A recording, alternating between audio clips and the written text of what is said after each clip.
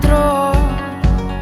Lento può passare il tempo, ma se perdi tempo poi ti scappa il tempo. L'attimo lento come il movimento, che se fai distratto perdi il tuo momento, perdi l'attimo. E chi guarda le nuvole e chi aspetta il telefono, chi ti risponde sempre però, chi non sa dire di no.